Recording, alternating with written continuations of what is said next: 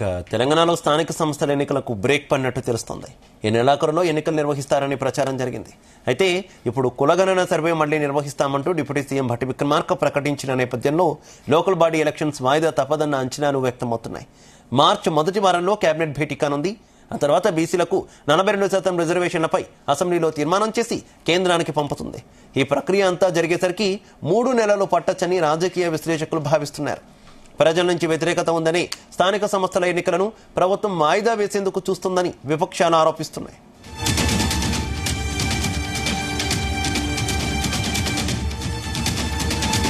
Right, ఇదే విషయానికి సంబంధించి మరింత సమాచారం మా చీఫ్ న్యూస్ కోఆర్డినేటర్ రాధాకృష్ణ అందిస్తారు. రాధాకృష్ణ. Good evening Shiva. తెలంగాణలో స్థానిక సంస్థలకు ఎన్నికలకు సంబంధించి కొంత బ్రేక్ పడినట్టుగా తెలుస్తా ఉంది. ప్రభుత్వం కూడా కొంత దీనిపైన ఇప్పటికే అధికారికంగా ఒక ప్రకటన చేసింది. స్థానిక సంస్థల ఎన్నికలు మరింత ఆలస్యం అయ్యే అవకాశం కనిపిస్తుంది. అయితే ముఖ్యంగా దీనికి సంబంధించి బీసీ కులగణనకు సంబంధించి కులగణన ఒక అంశం అయితే కులగణనకు సంబంధించి మెజార్టీగా ఎక్కువ అంటే తెలంగాణలో ఎక్కువ భాగం మెజార్టీ భాగంగా ఉన్న సింహభాగంగా ఉన్నటువంటి బీసీలకు సంబంధించి సమస్య తీవ్రంగా ఉంది. బీసీలకు కులగణనలో చాలా అన్యాయం జరిగింది. ఆ బీసీలకు సంబంధించి మొత్తంగా జనాభాను తక్కువ చేసి చూపించారు. కొంత అన్యాయం జరిగిందని చెప్పేసి పెద్ద ఎత్తున కులగణన చేపట్టినప్పటి ప్రభుత్వం అఫీషియల్ గా ప్రకటించినప్పటి నుంచి కొంత దీనిపైన బీసీ సంఘాలు తీవ్రంగా ఆగ్రహం వ్యక్తం చేస్తున్నాయి. పెద్ద ఎత్తున దుమారం చెలరేగింది. ఈ నేపథ్యంలో దీనికి అదే సమయంలో స్థానిక సంస్థల ఎన్నికల రిజర్వేషన్ 42% రిజర్వేషన్ అమలు చేస్తామని చెప్పి గతంలో కాంగ్రెస్ అంటే ఎన్నికల ముందు ప్రచారంలో భాగంగా హామీ ఇచ్చింది. ప్రభుత్వం వచ్చాక కూడా ఈ 42% రిజర్వేషన్ అమలు చేయాలని చెప్పేసి స్థానిక సంస్థలో కూడా ఈ రిజర్వేషన్ అమలు వచ్చింది. సో ఇప్పుడున్న పరిస్థితుల్లో ఇటు బీసీకి సంబంధించి కులగణన కావచ్చు, అదేవిధంగా ఈ 42% రిజర్వేషన్ ఈ మొత్తం వ్యవహారం కొంత స్థానిక సంస్థల ఎన్నికల నిర్వహణపై కొంత ప్రభావం చూపినట్టుగా తెలుస్తోంది. దీంతో ఈ ఎన్నికల ప్రక్రియ అంతా కూడా కొంత ఆలస్యమయ్యే అవకాశం స్పష్టంగా కనబడుతోంది. ఇప్పటికే ప్రభుత్వం అధికారికంగా ఆ మంత్రులు అంటే డిప్యూటీ సీఎం భట్టి విక్రమార్క ఆధ్వర్యంలో మంత్రులందరూ కలిసి ప్రెస్ మీట్ పెట్టి ఈ అంశాన్ని స్పష్టంగా చెప్పారు. కులగణన సంబంధించి ఇప్పటికి కొంత పెండింగ్ ఉన్నట్టుంది. 3% పైన కులగణన చేయాల్సి ఉంది. సో ఆ పూర్తి స్థాయిలో కులగణన అయిన తర్వాత దీనికి సంబంధించి ఆ తర్వాత అదే కులగణన ముగిసిన తర్వాత అదే సందర్భంలో ఈ యొక్క రిజర్వేషన్ల ప్రక్రియ కూడా కొంత అసెంబ్లీలో చర్చించి తీర్మానం చేసి చట్టం చేసి కేంద్రానికి పంపుతాము. ఆ తర్వాత ఎన్నికల నిర్వహణ ఉంటుందని చెప్పేసి కొంత భట్టి విక్రమార్క ప్రకటించారు.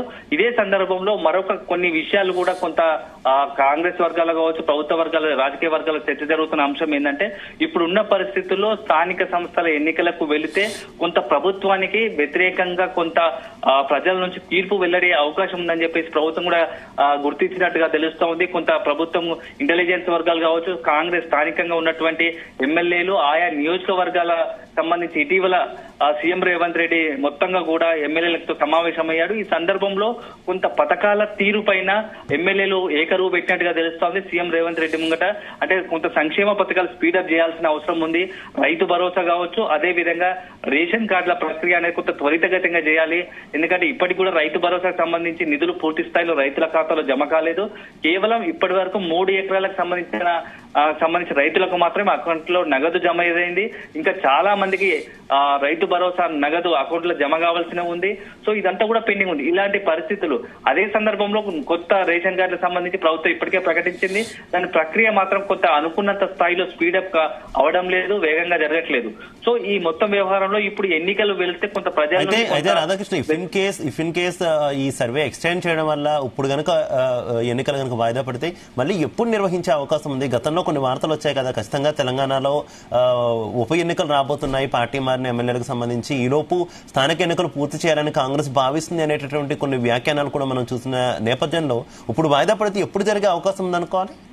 అంటే కొంత దీనికి వ్యూహాత్మకంగానే కాంగ్రెస్ కావచ్చు, అదే విధంగా ప్రభుత్వం కావచ్చు, కొంత ఈ స్థానిక సంస్థల ఎన్నికలకు సంబంధించి కొంత పోస్ట్ పోన్ చేయడానికి ఒక కులగణనకు సంబంధించి ఒక అంశాన్ని తెరపైకి తీసుకొచ్చింది. దాంట్లో కొంతమంది ఇంకా డిమాండ్ ఉంది. చాలా మంది ఈ కులగణన సర్వేలో పాల్గొనలేదు. సో దానికి సంబంధించి ఆ కులగణన సర్వేలో పూర్తి స్థాయిలో కంప్లీట్ చేసుకున్న తర్వాత చాలా మంది వినతులు వస్తున్నాయి. ఇంకా తాము సర్వేలో పాల్గొంటామని చెప్పేసి. సో ఆ అందరి విజ్ఞప్తుల మేరకు కుల సంఘాల నుంచి కావచ్చు, వివిధ సామాజిక వర్గాల నుంచి వస్తున్న డిమాండ్ మేరకే మనం కులగణన పూర్తి స్థాయిలో కంప్లీట్ చేయాలనుకుంటున్నాము.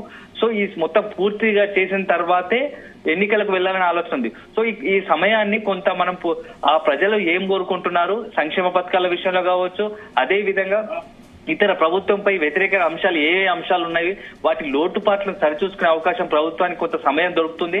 ఆ సమయాన్ని సద్వినియోగం చేసుకొని వీలైనంత త్వరలో ఈ సంక్షేమ పథకాలు, రైతు భరోసా కావచ్చు, నూతన రేషన్ కార్డులు కావచ్చు, ఇతర మిగతా సంక్షేమ కార్యక్రమాలు పూర్తి స్థాయిలో కంప్లీట్ చేసుకొని అదే సందర్భంలో ఇటు కులగన్న కూడా పూర్తి చేసినట్టు అవుతుంది. ఈ రెండింటిని బేరీజ్ వేసుకున్న తర్వాత ఆ ఎన్నికలకు వెళ్తే కొంత మనకు పాజిటివ్ రిజల్ట్స్ వస్తాయి. సో ఇప్పుడు ప్రజలకు ఇది కేవలం కాంగ్రెస్ పార్టీ కాదు, అదేవిధంగా ప్రభుత్వం ఎన్నికలను ఆలస్యం చేస్తుందనే ఒక నింద పడకుండా ముందు జాగ్రత్త పడినట్టుగా తెలుస్తుంది. దాంతో భాగంగానే ప్రభుత్వము కొంత ఎన్నికలను కొంత సమయాన్ని తీసుకోవడానికి ఈ విధంగా నిర్ణయం తీసుకుందనే ఒక ప్రచారం కూడా జరుగుతూ ఉంది. సో ఇప్పుడున్న వ్యవహారం చూస్తూ ఉంటే ఇప్పుడున్న లెక్కల ప్రకారం కొంత ఇప్పటికే సర్వే కోసం 14 రోజులు 16 నుంచి 28 వరకు కేటాయించారు కాబట్టి ఈ నెలలో ఎట్టి పరిస్థితులు నోటిఫికేషన్ వచ్చే అవకాశం లేదు. తర్వాత బీసీ కులగణన పూర్తి స్థాయిలో అయిన తర్వాత బీసీ రిజర్వేషన్ల అంశం మళ్ళీ చట్టసభల ముందుకు వెళ్తుంది. అసెంబ్లీలో చట్టంలో దానిపై చర్చ పెడతారు. మొత్తం సభ దాన్ని చర్చ జరిపి ఒక బిల్లు చట్టాన్ని చేసిన తర్వాత కేంద్రానికి పంపే అవకాశం ఉంది. అప్పుడు కేంద్రం పైన ఒత్తిడి తీసుకొచ్చి ఆ బిల్లుకు ఆమోదం తెలిపిన తర్వాతే బీసీ రిజర్వేషన్ల ప్రక్రియ ఒక ఫైనలైజ్ అవుతుంది. అప్పుడు ఎన్నికలు నిర్వహించాలని ప్రభుత్వం భావిస్తుంది. సో ఇదంతా పట్టడానికి కనీసము తక్కువ సమయం 45 రోజుల సమయం పడుతుంది. సో ఈ రకంగా చూసుకుంటే మనకు ఏప్రిల్ చివరిలో గానీ లేదా మే మొదటి వారంలో కూడా ఎన్నికలు జరిగే అవకాశం ఉన్నట్టుగా తెలుస్తోంది. లేదు ఇదే కారణంలో ఇంకేదైనా కొంత ప్రభుత్వము ప్రత్యామ్నాయ మార్గాల్లో చేస్తే మాత్రం మరో 4 రోజుల తర్వాతనే ఈ స్థానిక సంస్థల ఎన్నికలు నిర్వహించే అవకాశం స్పష్టంగా కనబడతా ఉంది. ఇప్పుడు ఉన్న పరిస్థితుల్లో రేవంత్ సర్కార్ మాత్రం ఇక స్థానిక సంస్థల ఎన్నికల్లో కొంత చాలా సీరియస్ గా తీసుకుంటుంది. ఎందుకంటే పొలిటికల్ గా ఇది చాలా క్రూషియల్ గా ఇప్పటికే కొంత ప్రతిపక్షాలు కావచ్చు, బీఆర్ఎస్ అదేవిధంగా బీజేపీ నుంచి కొంత రాజకీయంగా దాడి పెరుగుతూ ఉంది. ప్రజల్లో ఒక వ్యతిరేకత భావన కల్పించే అవకాశం ప్రతిపక్షాలు చేస్తున్నాయి. ఇలాంటి సందర్భంలో మనం కొంత వ్యూహాత్మకంగా ప్రదర్శించాలి. సో దాంట్లో స్థానిక సంస్థకి వెళ్తే ఆ ప్రతిపక్షాలు భావిస్తున్నట్టుగానే వ్యతిరేక ఫలితాలు వచ్చే అవకాశం ఉంది. అది మొదటికే మోసం వస్తుంది. మొత్తంగా కాంగ్రెస్ ప్రభుత్వమే వ్యతిరేక ప్రభావం చూపుతుంది కాబట్టి కొంత స్థానిక సంస్థలు డిలే చేసే అవకాశం కనబడుతుంది. దాంట్లో భాగంగానే ఈ నిర్ణయం ఉన్నట్టుగా తెలుస్తోంది.